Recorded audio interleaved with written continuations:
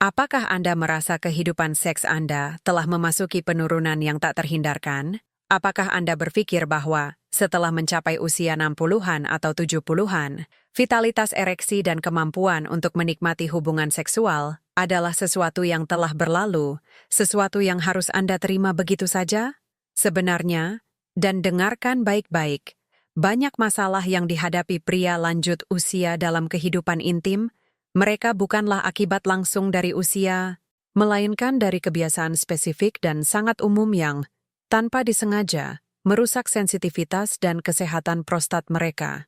Ada 3 kesalahan penting dalam praktik intim pribadi yang dilakukan sebagian besar pria pada usia ini, dan memperbaikinya adalah perbedaan antara mempertahankan fungsi seksual yang aktif atau mempercepat jalan menuju disfungsi.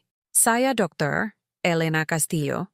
Dan selama beberapa dekade, saya telah membantu ribuan pasien yang sekarang berusia lebih dari 60, 70, dan 80 tahun untuk menemukan kembali kesenangan dan vitalitas mereka. Saya tahu ini adalah topik yang sering diselimuti rasa malu, kerahasiaan, atau ketidaknyamanan, tetapi misi saya hari ini adalah untuk menghilangkan tabu tersebut. Apa yang Anda lakukan secara pribadi, secara langsung, memengaruhi kesehatan Anda secara keseluruhan, suasana hati Anda, dan bahkan risiko Anda terkena masalah saluran kemih atau prostat. Di tempat yang aman ini, kita akan berbicara secara jujur tentang bagaimana kenikmatan diri dapat dan seharusnya menjadi alat yang ampuh untuk umur panjang seksual dan kesejahteraan Anda secara keseluruhan, selama dilakukan secara sadar dan aman. Jika Anda telah terjebak dalam masturbasi mekanis, jika Anda merasa bersalah tentang hasrat, atau jika Anda memilih untuk abstinensi total karena percaya itu adalah hal yang benar untuk dilakukan, pesan ini sangat penting bagi Anda. Sudah saatnya untuk memahami bahwa kehidupan seks tidak memiliki tanggal kedaluarsa, dan bahwa tubuh pria, jika dirawat dengan hormat dan pengetahuan, mampu mempertahankan kualitas kehidupan seksual yang mungkin tidak pernah Anda bayangkan. Kita perlu beralih dari teori ke praktik langsung, karena pengetahuan tanpa penerapan tidak ada gunanya, terutama ketika kita berbicara tentang kesehatan seksual Anda. Dari 3 kesalahan yang telah kita bahas, yang pertama dan paling merusak adalah apa yang saya sebut jebakan mekanika kasar, atau beban gesekan berlebihan. Kesalahan ini hampir universal. Seiring bertambahnya usia pria, respons fisiologis mereka berubah. Kulit mungkin menjadi lebih sensitif, sirkulasi darah mungkin membutuhkan lebih banyak stimulasi, dan yang terpenting, sensitivitas organ seksual dapat menurun jika teknik yang tepat tidak dipertahankan. Banyak pria yang frustrasi dengan ereksi yang kurang kuat atau semakin sulit mencapai klimaks yang dulunya mudah, mengkompensasi perubahan ini dengan meningkatkan kecepatan secara drastis dan, yang terpenting, tekanan atau kekuatan selama latihan solo mereka. Mereka menggunakan agresivitas yang tidak hanya tidak perlu, tetapi sebenarnya melatih sistem saraf mereka untuk menginginkannya. Anggap saja ini sebagai latihan yang buruk untuk sistem saraf pusat dan perifer Anda. Gesekan tinggi dan tekanan konstan ini memiliki konsekuensi jangka panjang yang langsung. Pertama, dan yang paling jelas, hal ini menyebabkan desensitisasi saraf yang mendalam. Analoginya sederhana. Jika Anda tiba-tiba menyalakan lampu di ruangan gelap, mata Anda akan bereaksi dengan intens. Tetapi jika Anda tetap menyalakan lampu, mata Anda akan menyesuaikan diri. Jika Anda memaksa tubuh Anda untuk membutuhkan stimulasi yang begitu agresif hanya untuk merasakan kenikmatan, organ Anda akan terbiasa dengan ambang batas yang lebih tinggi itu. Kemudian, selama keintiman bersama pasangan Anda, di mana sentuhan umumnya lebih lembut, ritmenya berbeda, dan pelumasan terjadi secara alami, stimulasi tersebut tidak cukup untuk memicu respons penuh. Anda telah menciptakan ketergantungan fisiologis. Hal ini secara langsung menyebabkan disfungsi ereksi situasional. Pria tersebut dapat berfungsi dengan baik sendirian, menggunakan gesekan intens yang ia berikan pada dirinya sendiri, tetapi mengalami kekecewaan dan kegagalan total dalam hubungan intim dengan istri atau pasangannya. Ini bukan masalah hasrat atau cinta. Ini adalah masalah pelatihan saraf yang salah. Namun, ada lebih dari sekadar hilangnya sensitivitas. Menggunakan terlalu banyak tenaga dan teknik agresif dapat menyebabkan trauma mikro berulang pada jaringan internal penis dan uretra, dan secara tidak langsung menciptakan tekanan yang tidak perlu pada area panggul yang memengaruhi kesehatan prostat, pembuluh darah yang memasok corpus cavernosum yang bertanggung jawab atas ereksi, membutuhkan fleksibilitas dan kelembutan. Ketika pembuluh darah tersebut terus-menerus terkena tekanan berlebihan, elastisitas yang dibutuhkan untuk ereksi penuh dan tahan lama akan terganggu. Ini bukan tentang seberapa besar tenaga yang dapat Anda berikan, tetapi tentang seberapa banyak oksigenasi dan kenikmatan sadar yang dapat Anda izinkan untuk diri sendiri. Beralih ke praktik yang lebih lambat dan lebih sadar dengan penekanan pada pelumasan yang tepat adalah langkah penting pertama dalam membalikkan desensitisasi ini dan mendapatkan kembali kualitas, bukan hanya kuantitas, pengalaman seksual Anda. Sudah saatnya berhenti memperlakukan tubuh Anda seperti mesin dan mulai memperlakukannya seperti instrumen sensitif yang perlu disetel dengan baik. Jebakan sebenarnya dari kesalahan ini bukan hanya fisik, tetapi juga sangat neurologis. Kita telah berbicara tentang mesinnya, tetapi sekarang kita harus berbicara tentang perangkat lunaknya, otak.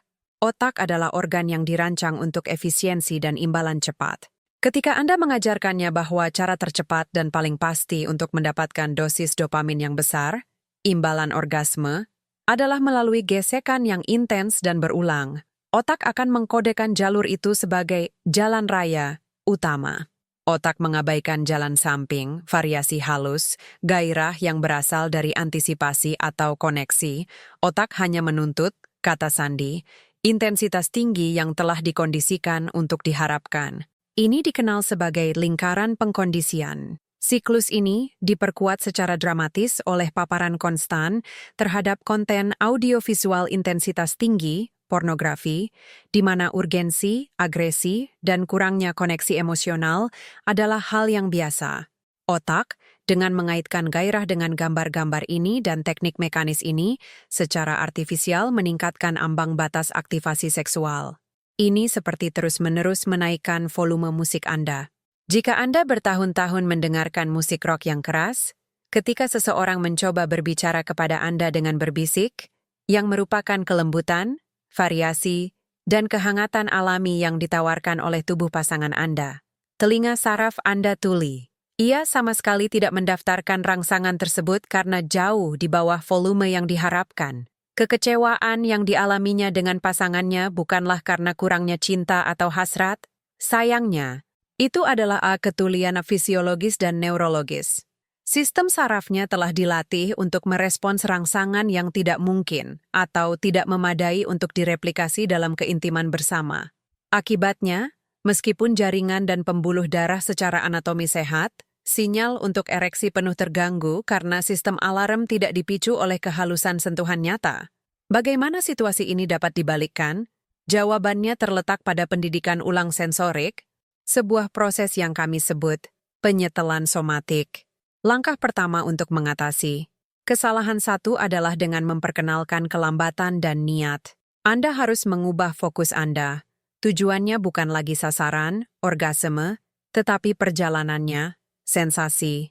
Dengan secara sadar mempraktikkan eksplorasi diri, Anda mulai menonaktifkan mode otomatis. Ini melibatkan modifikasi teknik secara radikal.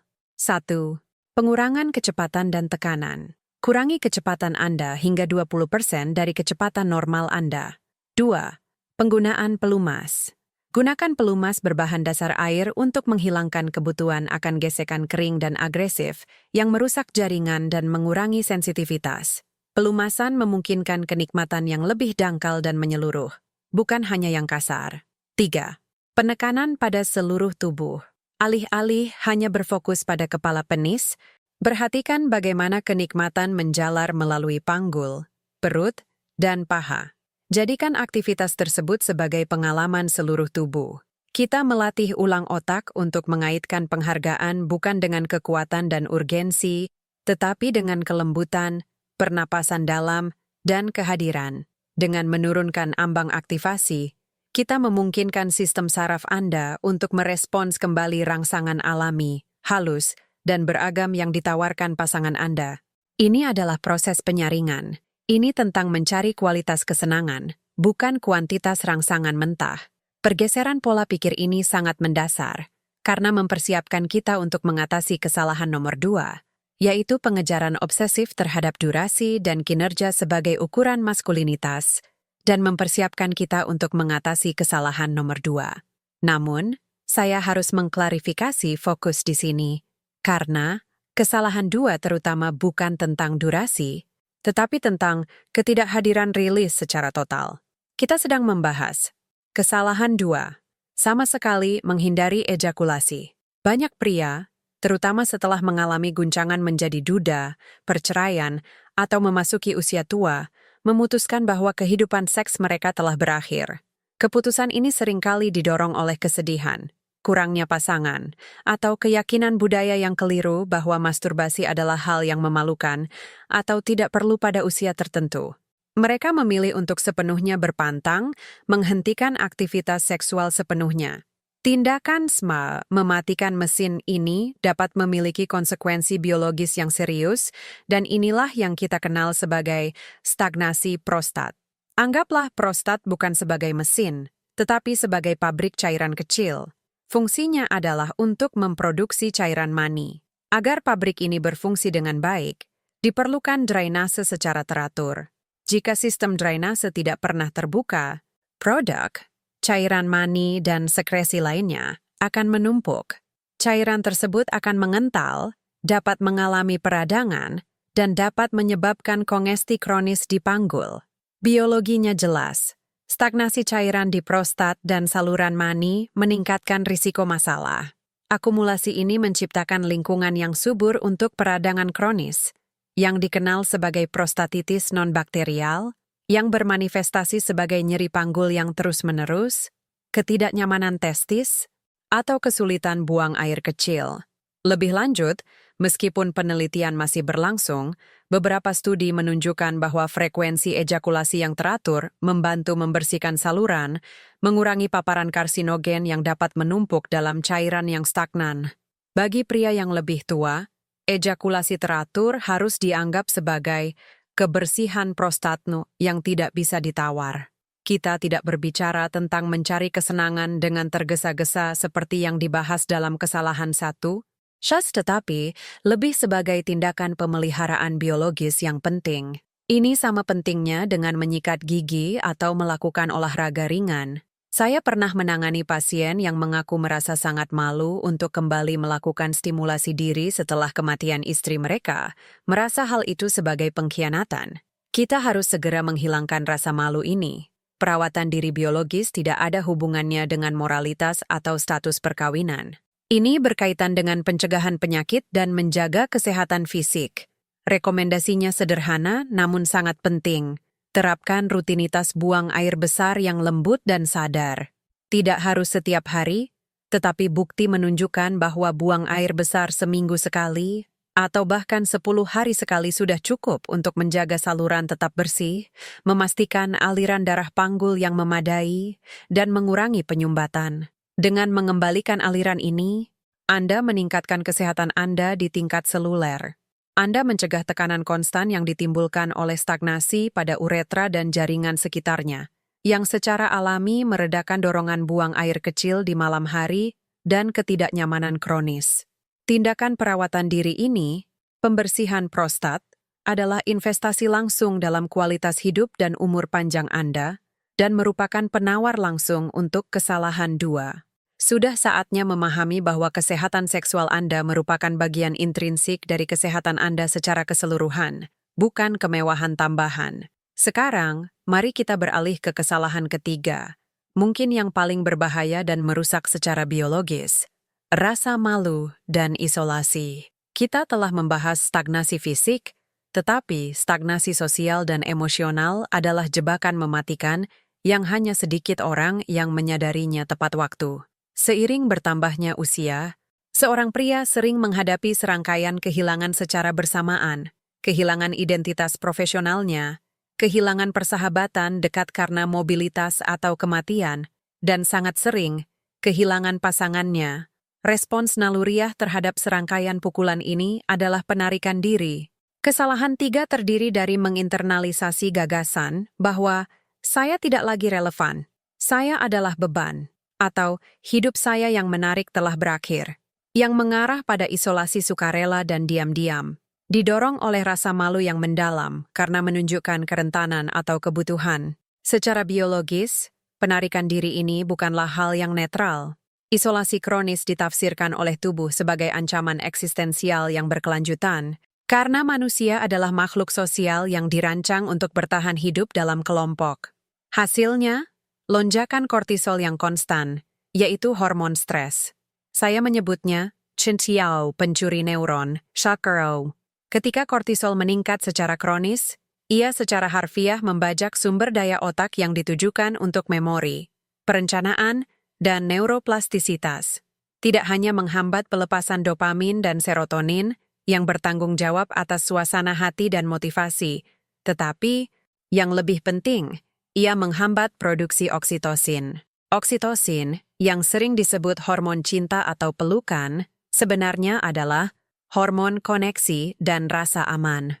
Hormon ini merupakan penawar kimia langsung untuk kortisol.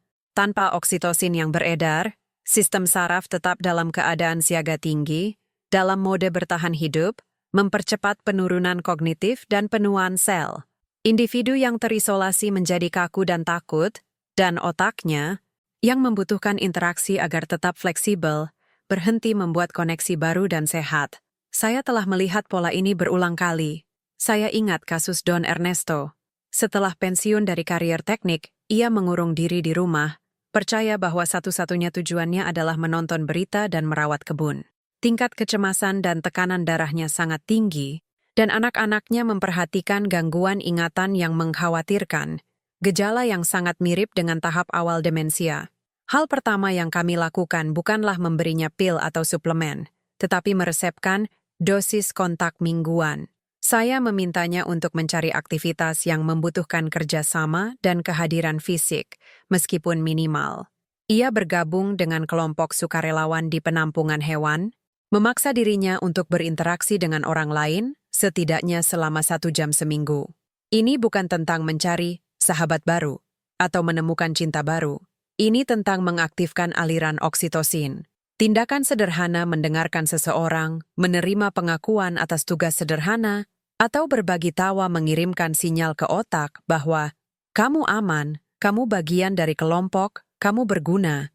Dalam waktu kurang dari 6 bulan, Don Ernesto tidak hanya meningkatkan daya ingat jangka pendeknya, tetapi dokternya juga mampu mengurangi obat anti kecemasannya secara signifikan. Penawar untuk kesalahan 3 bukanlah upaya luar biasa untuk menjadi muda kembali, tetapi keputusan sadar untuk membangun kembali kerangka sosial dan emosional Anda. Jangan meremehkan kekuatan penyembuhan dari interaksi manusia yang santai dan tidak menuntut. Ini adalah kebutuhan biologis, bukan pilihan sosial. Otak yang merasa terhubung adalah otak yang memungkinkan dirinya untuk beregenerasi dan dapat memodulasi respons peradangan tubuh. Carilah koneksi itu. Secangkir kopi dengan tetangga, panggilan telepon yang bermakna dan jujur, bergabung dengan kelompok pejalan kaki pagi.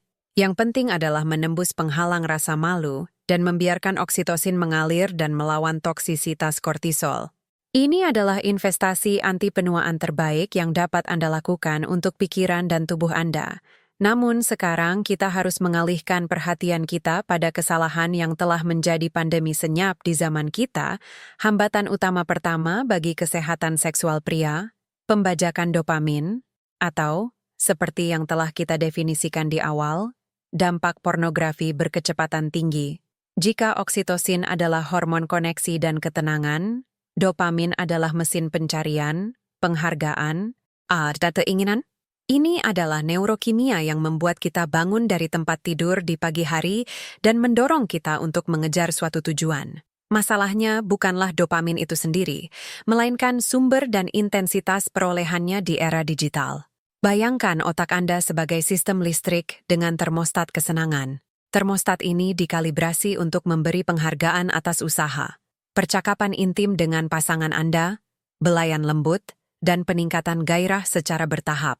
Pornografi modern atau berkecepatan tinggi Mengabaikan sistem penghargaan bertahap ini, cara kerjanya seperti suntikan gula murni langsung ke aliran darah Anda, tetapi pada tingkat otak. Stimulasi visual yang konstan, hal-hal baru yang tak ada habisnya, tingkat agresivitas, atau kombinasi skenario yang mustahil memaksa otak Anda untuk melepaskan dopamin dalam jumlah besar dan tidak wajar, jauh melebihi apa yang dapat ditawarkan oleh interaksi manusia yang sebenarnya. Ketika hal ini menjadi kebiasaan yang sering terjadi, otak Anda mengalami apa yang oleh para ahli saraf disebut downregulasi. Dengan kata lain, untuk melindungi diri dari kelebihan beban yang konstan ini, sel-sel reseptor dopamin mengurangi sensitivitas dan jumlahnya. Ambang batas kenikmatan Anda melonjak. Apa yang dulunya tampak mengasyikkan, kontak mata, ciuman yang lama, antisipasi, kini dianggap sebagai terlalu lambat, terlalu membosankan, atau lebih buruk lagi. Tidak sepadan dengan usaha. Hal ini memiliki konsekuensi langsung dan menghancurkan bagi fisiologi Anda. Tubuh Anda terbiasa beroperasi di bawah tingkat gairah yang meningkat secara artifisial. Ketika Anda mencoba keintiman sejati dengan seseorang, sinyal yang mencapai penis Anda tidak memadai karena otak tidak cukup terpengaruh untuk memulai rangkaian kimiawi ereksi. Rangsangannya nyata, keinginan mungkin ada pada tingkat kesadaran, tetapi neurokimia telah dikalibrasi ulang. Dopamin, yang seharusnya menjadi pembawa pesan yang mengatakan, silakan, berkurang, atau menuntut intensitas yang pasangan Anda sama sekali tidak dapat, dan seharusnya tidak, tiru. Saya melihat hal ini dengan jelas pada kasus Marcos, seorang eksekutif berusia 45 tahun. Kehidupan seksnya dengan istrinya telah benar-benar hilang. Marcos berkata kepada saya, "Dokter, saya mencintainya. Saya menganggapnya menarik. Tetapi tubuh saya tidak merespons.